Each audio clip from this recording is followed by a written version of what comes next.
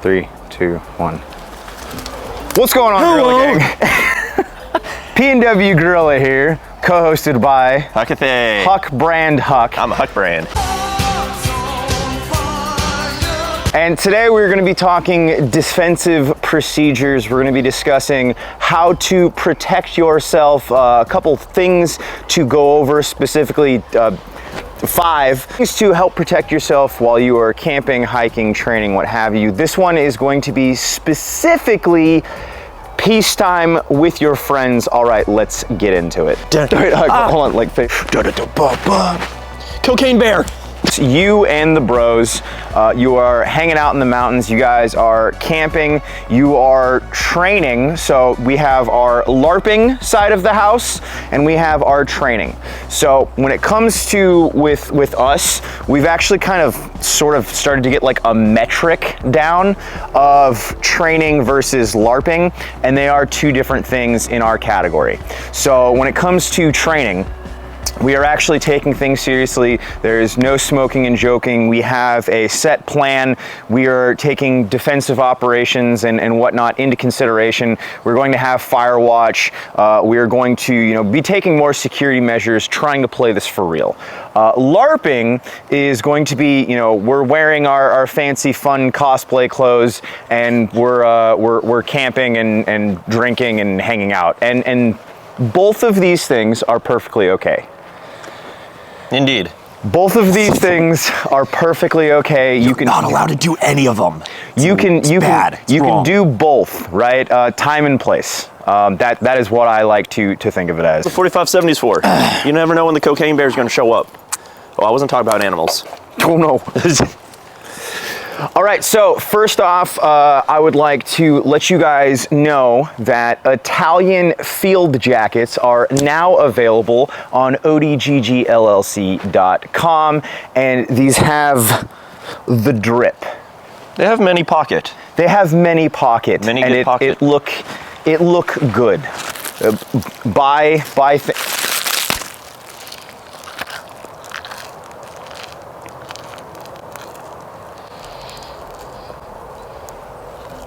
How's that working out for you?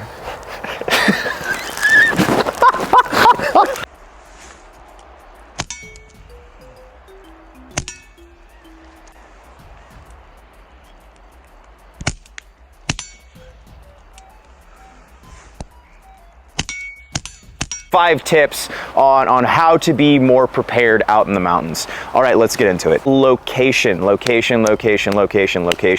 So this is going to come down to where are you guys choosing to park your vehicles? What is going to be your general area of operation? Where are you going to be parking your vehicles? And then where are you going to be sleeping? You need to take into consideration both of these things. Huck, would you like to discuss your van? Oh, it getting stolen? Yeah. That wasn't us camping. That was just us hanging out.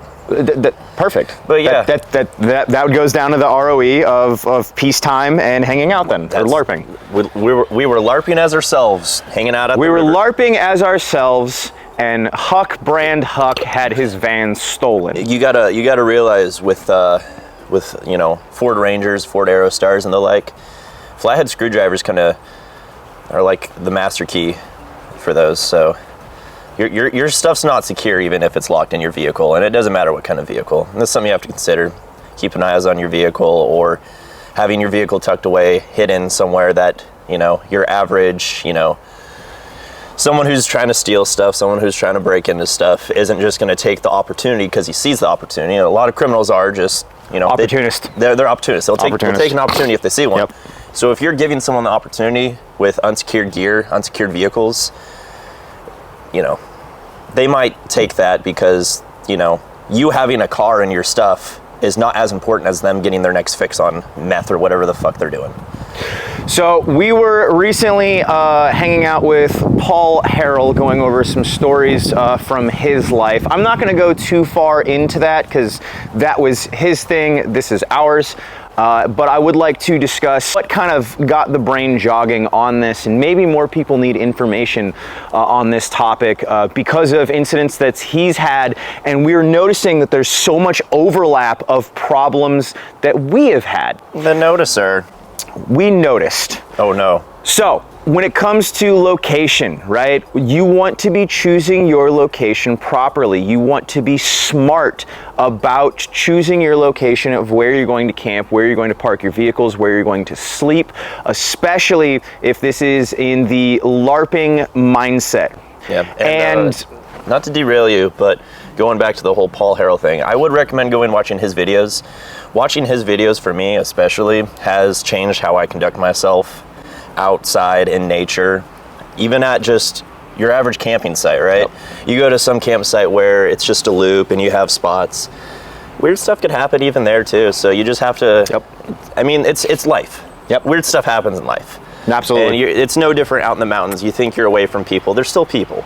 You still have to deal with them. So, with people existing, ew, people.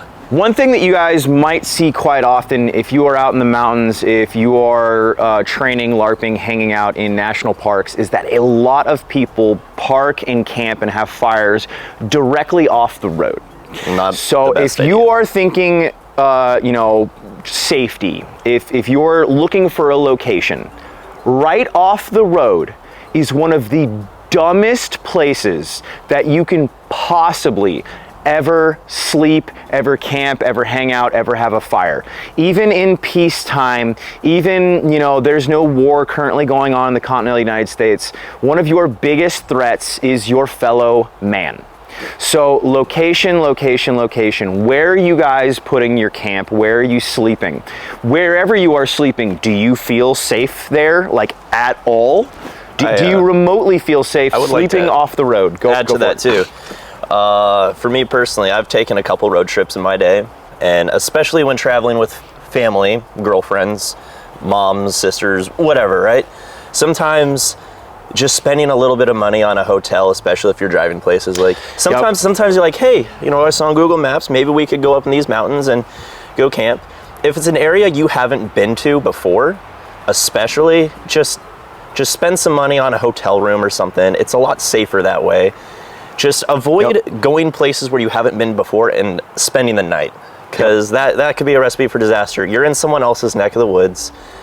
And, you know, not saying I've had a personal experience with this, but I'm sure many people have. But it is also something to consider too. Make sure you've done proper recon of the area before you even consider bringing family members and the like to spend the night there. So if you've never been in that area, if you have not done a map reconnaissance, if you don't know that AO at all, you don't know how rowdy it might get at 0203 when you got drunkards out there, when you got tweakers. You don't know if it's a hotbed for tweakers. People driving around on their dirt bikes, making noise, making a ruckus, driving right through your camp with motorcycles, which has happened to us because of the location that we were currently in, and honestly, it was a bad location. And it's only from experience that we have been able to figure out where's good locations in our area and where's terrible. So when it comes to location, the closer you are to large civilization, theoretically, the more threat you're in. The closer you're to main roads, to main highways, the more of a threat that you have against you from your fellow man. Because once again, like we were talking, those opportunists, they're coming for your bussy. So, you know, location, location, location. I don't want to, you know, nail location too much, but it is important, right? So that's step one. So number two, intel. So who knows where you guys are now? Who knows where you guys are currently, right? Do you have family and loved ones? Do you have friends that know your grid of where you're going to be? Other people out here, there are other people training, and there's other people that simply probably don't like you. They don't like your group, they don't like what you're doing, and that's something that you have to take into consideration. Once again, unfortunately, your fellow man sucks. Yeah, and on that too, it simply could be people just trying to take stuff from you. I mean, crackheads probably aren't going to be that, you know, in depth going as far as trying to find out where you are, but again, they find the opportunity, they might try to take stuff from you. It's the nature of that. And with that too is when you do go out to the mountains or whatever with anyone who you know and trust, who is your, safety emergency contact on whatever, piece of paper you've signed for whatever. Maybe inform them as to the general location, at least, of where you are going to be and how long you're going to be there. So if they don't hear back from you within a certain amount of time, maybe they start, calling you, or even calling the other people who they have already been informed of who you're with. That way, we just make sure that, if something happens to you in the mountains, it doesn't take days and days and days for someone to go, I wonder where Huck's at. Yep. Because, again, that could be an issue. So things happen, things go awry, problems arise, what have you. Maybe you blow a tire and you're somewhere that doesn't have cell phone signal. And you weren't smart enough to put on your own spare tire and have maybe an air pump, or maybe, You suck at vehicle recovery. Yep. Topic number 3. Okay, so we're talking firewatch. So, as Huck discussed when we were writing up this video, when we were talking about it, firewatch is more than likely going to be for just friends, right? For hanging out. So this is going to be for LARPing and for training. For your family, however, I can't imagine getting my mother, my grandmother, my little brother. I can't fucking imagine them doing firewatch shifts, especially camping, hanging out, and it's, if they're a little bบmore of normies, right? Trying to get normies that you're hanging out with to take in security as a thought process, that is next to impossible, because they don't think like us. They don't think, and they don't care. They don't want to wake up at 3 a.m. and sit there for an hour, maybe 2 hours at a time, while everyone else sleeps. It's more complacency in the modern world where they don't have to think about it, because they live in a house with a locked door and a bed. They probably have a security system or other people who they live with in a neighborhood, and they're used to police or whatever it is patrolling the area, and they're not used to actually the notion of security, the false sense of security. The false sense of security, for sure. It is a false sense of security. It isn't actual security. But police are only 45 minutes from my house. I'll be safe. It's the complacency of the modern world that really makes us, it really messes with our perception of reality. The reality that the world is not cupcakes and rainbows. We don't live in, unicorns and rainbow land. We live in reality where there are bad people. So, we live in the modern world. As I was saying,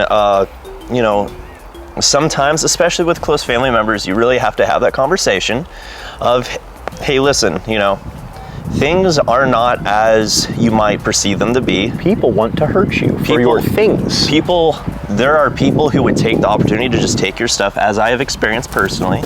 People will take your stuff, and people will hurt you if you let your guard down. And it's just the reality of it. And, we're kind of derailing the topic of firewatch, but, just have that conversation at least with friends and family if you are trying to do a little bit more, what's the word?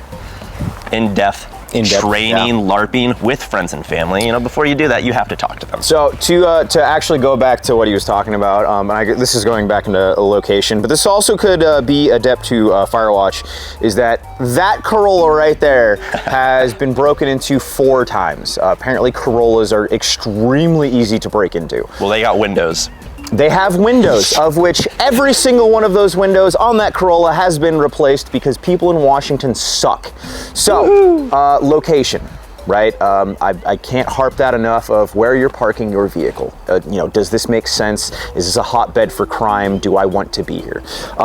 And this actually rolls into Firewatch quite nicely because we have had instances of Firewatch coming in clutch and being able to wake people up because something happened. That's a good one. So Firewatch is very important because, once again, that opportunist, he's looking for an opportunity to steal something. And even if they're not like a criminal, right? Even if they're not a turbo criminal, a lot of people will absolutely steal things because they're out in the open and they're easy to take.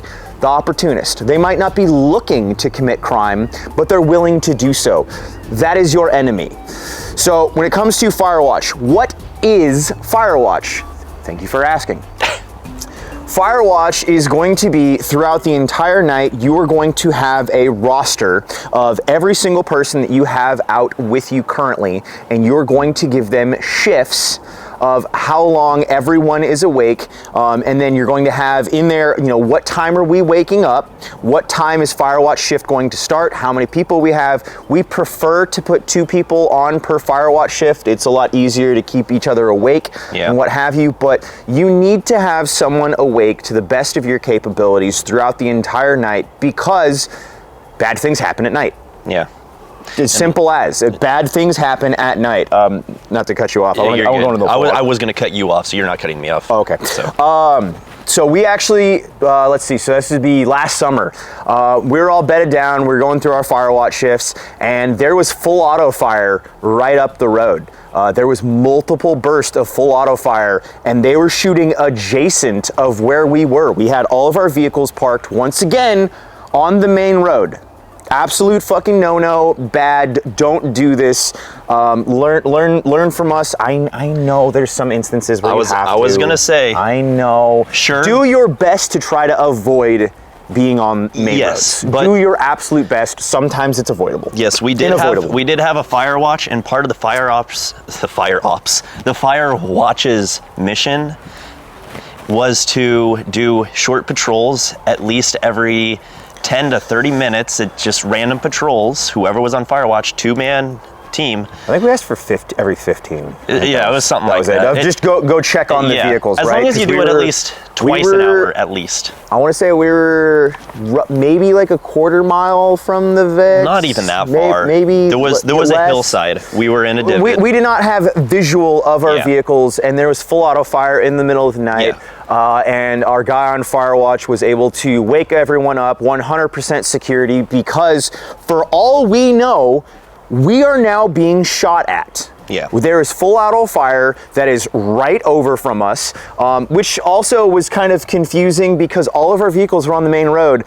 Whoever was there had to have known that people were there. They passed by multiple vehicles. They passed by multiple vehicles and still decided to fire off into where we were. Now, none of us, at least from my knowledge, none of us, took any grazing fire. We didn't hear any zips, nothing like that. But it was enough full auto fire. It was enough of us to be like, okay, everyone, rifles in hand, full security. Okay, we're gonna send a patrol over to the VIX, see what the fuck is going on. Yep. We had guys with night vision, which I'll also be getting into here soon. But Firewatch is very important. When it comes to Firewatch, your security protocols are going to be on your SOP.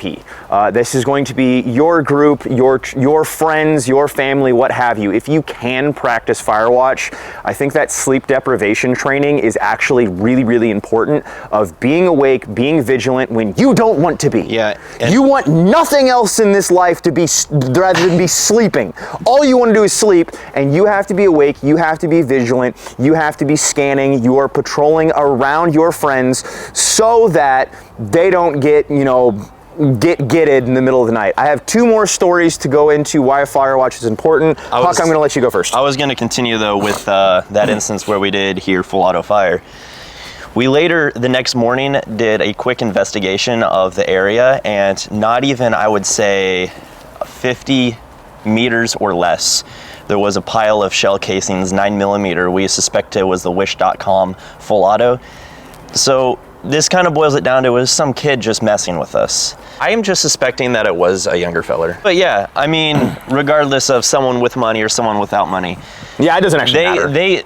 They had literally, that road branched off in other roads that went literally dozens, if not hundreds of miles in other directions. And if they had a side-by-side, yeah, why can't you go on literally any other road?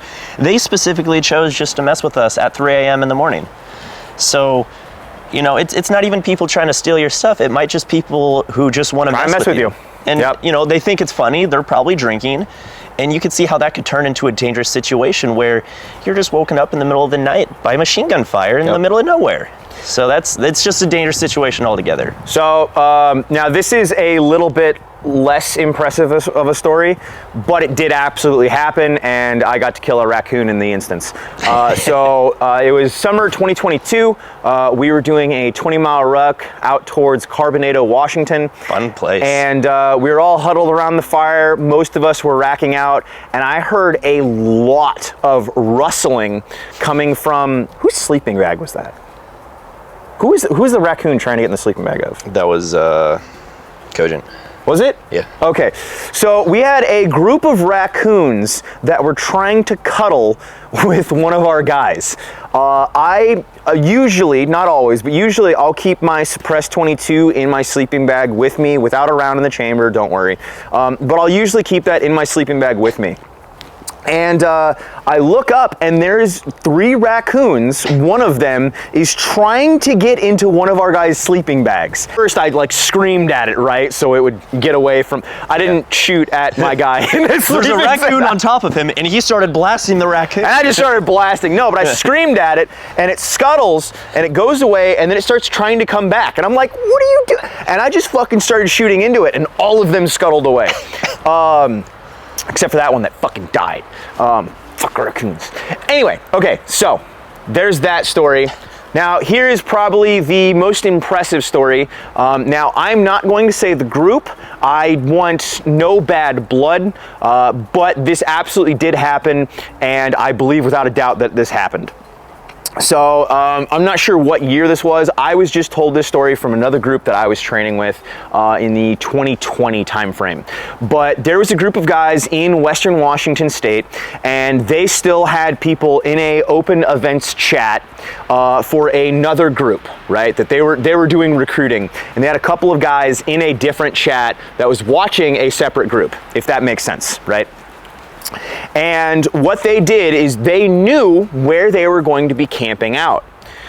So they went in under the cover of darkness with night vision. They watched these guys doing this open event thing, and they were all just smoking weed, drinking, hanging out, and they just sat and they set up an OP and they just watched them until the last guy finally passed out. They did not have a firewatch, and what they did is they snuck in to that camp and they started stealing firing pins out of bolts. Because everyone was so blackout drunk, they did not have firewatch established, and they had their firing pins stolen. There's a lot of groups training in Washington State, if you guys did not know this. A lot of them are not public, but there's a lot of groups in Washington State. My experiences with crackheads, not a fan. But just in general, you know, your fellow man will impress you in a lot of ways, not always good. So this is just a reminder. We're giving you guys these stories as trying to emphasize the importance of the personally where we have seen Firewatch shine for us.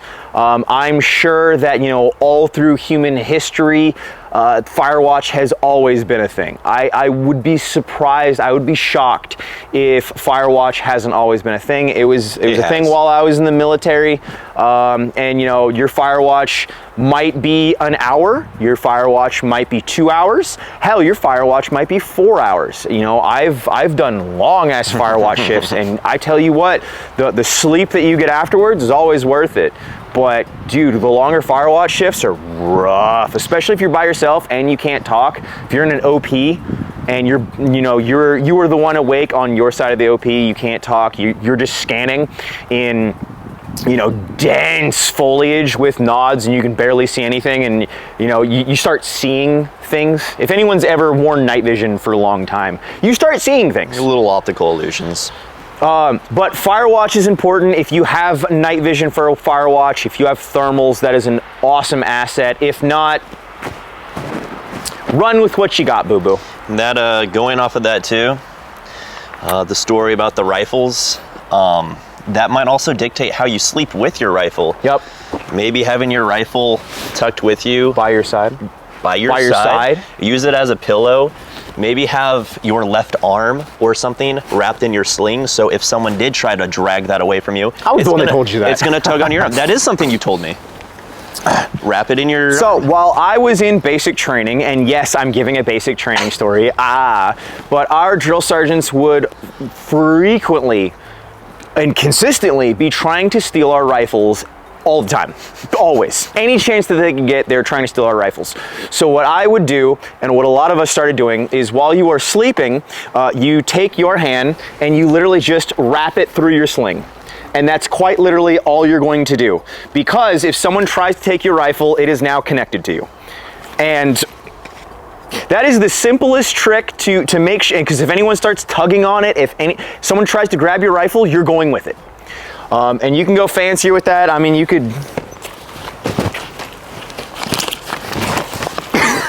Now, is it recommended for your right arm or left arm, or does it matter? I don't think it matters.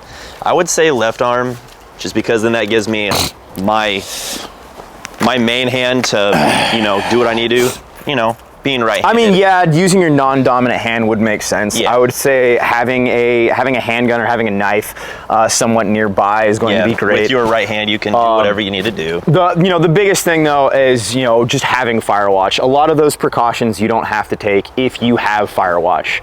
It's still good to practice them. It's still good to practice. For sure. And then as far as we've also had, let's see, I think it was like 01 or so. We had a black bear incident. I've already done a YouTube video on that. Oh, that's taken down. Damn it. You're going to do a video on that. Yeah. So we had a black bear incident once as well. This was before we even got Firewatch started, but that was at like 1 in the morning. So, you know, I mean, things happen at night. And if you're solo camping, I would recommend, you know, being smart about that. Don't. That's a whole. That is a whole different conversation. That's when solo camping is a whole other conversation. I don't even want to get into it. That's right when doing recon on the area and really tucking yourself away. I don't even want to get into That's where those things camping. shine for. I love solo camping, but it's a different beast. Yeah. Okay, so the last and final thing that we're going to get into is, in my opinion, probably one of the more important things, and I don't think that it's actually talked about enough. But when you are training, when you are LARPing, you want to make sure that, and if you're on the training side of the house, everyone should be sober. Throughout the day, while you guys are training, while you guys are conducting operations throughout Firewatch, everyone should be sober the entire time. Now, if you're LARPing and you're hanging out, I would say the biggest thing, right, is trying to be smart about it. I mean, you shouldn't be getting blackout drunk, regardless. But if you are out in the mountains, if you're hanging out, you know, you want to take in consideration your Firewatch shift. What some guys we have done in the past, and we've seen done in the past, is the guys that are wanting to get a little bit more sloshed, what they will do is they'll take the sooner Firewatch shifts, like you know, the Firewatch shifts in the beginning, and then at the end of their shift, then they'll start drinking. I would like to add to that too. With that being said, so a little story about people getting sloshed. This was also in Carbonado, Washington, funny enough. Weird place. If you've ever been there, you know it's kind of a rowdy area. A lot of weird things happen there. But that was rowdy. It was after I graduated from high school. I was there with some other friends, and there were still other people in high school. And I'm not going to name any names, but some people were drinking a lot. And there was a car that drove by. Now, mind you, I was sober. I don't drink. I do now, but at the time I didn't. Regardless, I love alcohol. It's great. So this one fella, I didn't really know him much, but he was going through it, man. He was just putting it back, and a car drives by. Now, we were in an area where the road is right next to us, and then a bridge crosses. We were right in that corner. You're familiar with that area. There's a car that drives by, and this fella was very drunk and starts yelling at this car. And the car stops in the middle of the bridge. Now, me and the other fellows who are sober, who were armed, had a very, oh fuck moment, where we slowly took positions, and I think one of us yelled out too, like, apologized to them and said, hey, look, our friend's been drinking. He needs to just go to sleep. You know, ignore it. right? And, you know, we're able to diffuse a situation like that. But a situation like that, you know, you don't know who you're dealing with. Yep. If you're with people who think it's okay to get very drunk and yell at random people, even if you are, and this comes with choosing your friends, you want to be able to deal with those situations, and you yourself be sober enough to coherently deal with a situation like that. Because sometimes, you know, we need to pick up the slack for other people, especially when it comes to not being a dickhead. So not only that, when it comes to drinking, when it comes to shooting the shit, paraphernalia, what have you, I would say that, you know, and I have this written down as well, making sure that some people are sober. Yes. Everyone should not be getting blackout drunk, and this is just across the board, no matter where you are, no matter what you're doing. This is just life advice. Have a babysitter. Yeah. I'm not kidding here. Like having, you know, like if you guys, you ever go out drinking, right? You always have a designated driver, okay? So that designated driver is going to be the exact same role when you're out in the mountains, when you're hanging out with friends, hell, you're having a Halo party. You need to have at least 1 or 2 people that are sober. Always. Because if something happens, because things happen, especially when people are drinking, things happen. People fall, people, you know, do dumb things. Also, anyone that is drinking, put your firearms away. It goes in your vehicle, and it doesn't come back out until tomorrow. If you were drinking heavily, right? Yes. But you need to have a couple of people that are sober at all times. And I know a lot of people are going to say, "Oh, well, you just shouldn't drink." And I'm like, "Okay, well, you know, that fixes sounds the problem. Yeah, that fixes that. It really does. If none of your guys drink, none of your guys, if drink. none of you guys in your group drink at all, if you guys never use alcohol, if you guys never use any sort of paraphernalia whatsoever, then problem solved. You can skip right over this, and it doesn't even matter. Put time marks for if you're a drunk retard, this section's for you. You're a drunkard. Keep watching. Yeah. Nonetheless, though, no matter what, and that is all of our tips for this, but I would also like to add on, when it comes to alcohol, when it comes to hell, even the gym, when it comes to any of this, moderation is key. Anything, no matter what, no matter how much fun, anything can be bad if you do too much of it. You can't drink too much water. Drowns. Dies. Well, Huck, do you have anything that you'd like to add before we... Simple as we've been saying, just keep your head on your shoulders. Yep. Drink water. Pay attention to what you're doing and what others around you are doing, and you should be okay. So this is going to be part 1. We are going to do a part 2, and it's going to be specifically, you know, this is same stuff. But if you guys are taking things more seriously, if you guys are training and you are preparing for end times or combat, what have you, and we're going to go into those topics as well. So if that video is currently up, I'll put a link in the description. As of time of recording, that video doesn't exist though. It's quite literally a plan. But appreciate you guys as always. Appreciate you guys watching the channel. Once again, we have a multitude of military surplus on the website. Also, Shrek is awesome. Huck, you gotta show your Shrek shirt. Everyone has to know what we're wearing. It's covered in Pop-Tart We're matching, crumbs. guys. Oh, it's still covered in Pop-Tart. That's right. You don't have to. You don't have to. You don't. Okay. I thought he was going back to the plastic again. Okay. All right. Appreciate you guys. Oh, that's good.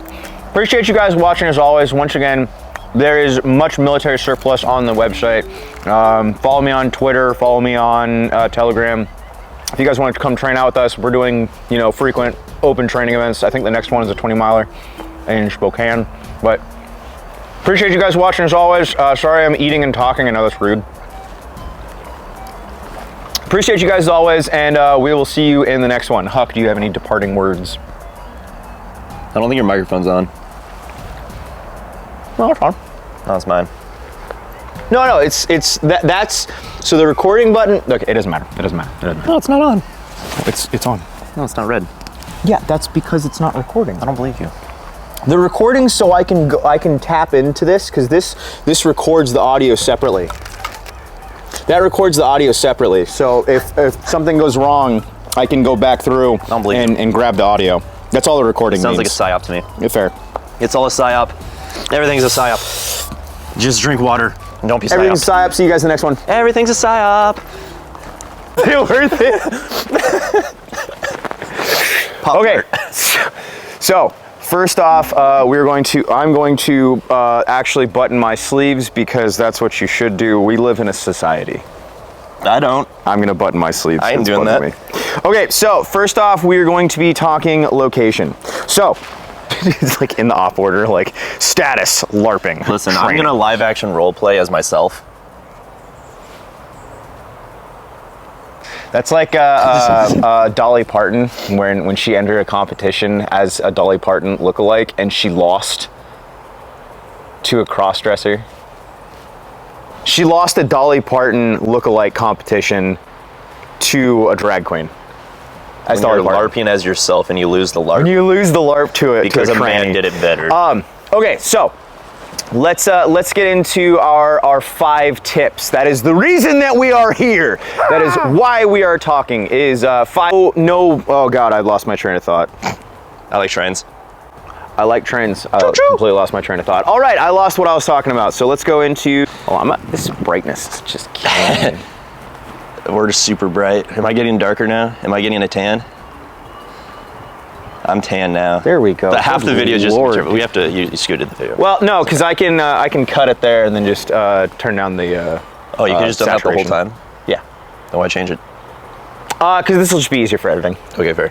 Anyway. Hold on. Can you see Naomi right there on the top of that tree? What?